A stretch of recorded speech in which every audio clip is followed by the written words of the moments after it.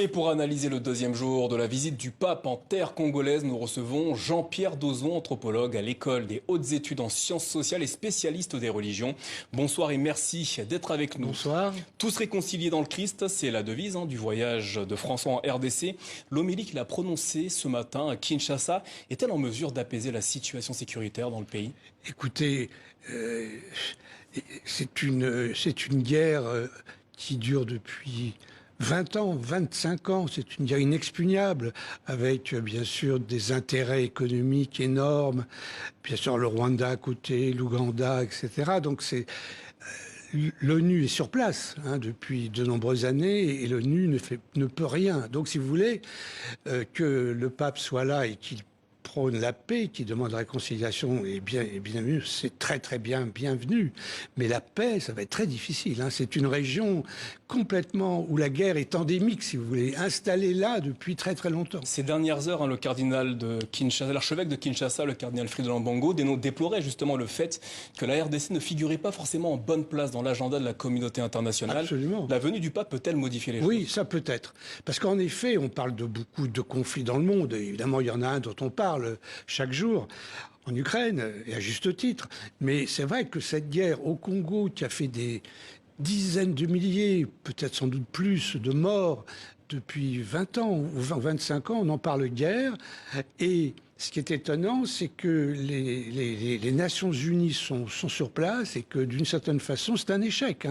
Donc, on a la organisation humanitaire, on a là les Nations Unies, on a bien sûr des intérêts multiples en jeu, il y a les multinationales qui sont là, il y a du commerce bien sûr illicite, de tous ces produits dont on a besoin énormément tous, pour faire les portables, le coltan par exemple.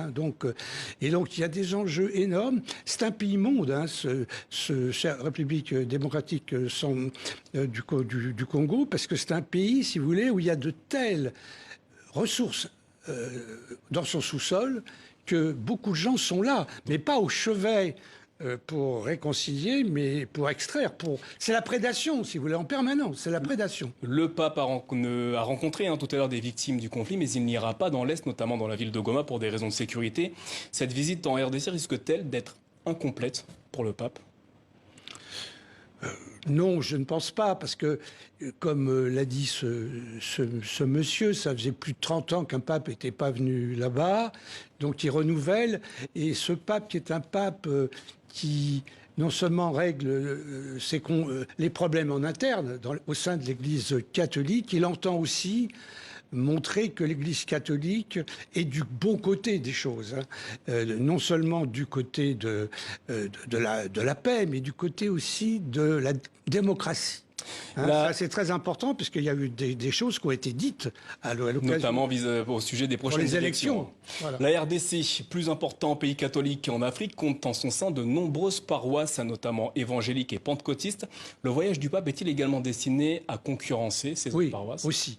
Parce qu'en effet, en Afrique, de façon générale, et en RDC en particulier, vous avez des églises évangéliques qui prospèrent, qui sont, comment dirais-je, qui réussissent à attirer les malheureux, les pauvres, les gens à problème, il y en a des millions, tout simplement parce que les pasteurs parlent avec l'émotion, si vous voulez. Et donc, ils tiennent des discours pour expliquer aux gens qu'ils sont pauvres, mais qu'ils peuvent devenir riches, qu'ils ont des problèmes graves, mais que ces problèmes peuvent disparaître. Et pendant plusieurs heures, ces gens qui viennent sont heureux, si vous voulez. Ça ne dure pas forcément, mais voilà. Alors que, disons que l'Église catholique est à distance de ce genre de pratique, tout simplement parce que c'est quand même, on vend un peu du miracle à bon marché, si vous voulez. Donc, ou en tout cas, ça rapporte aux pasteurs, certains évangélistes, les pasteurs sont riches. Ils montrent cet exemple que quand on croit dans le Christ, on devient riche, si vous voulez. Donc, bien sûr que l'Église catholique se tient à distance, et à juste titre. Mais il faut voir le succès qu'a eu ce genre de choses au Brésil. On continuera donc de suivre cette visite papale en RDC. Jean-Pierre Dozon, merci d'avoir répondu à nos questions.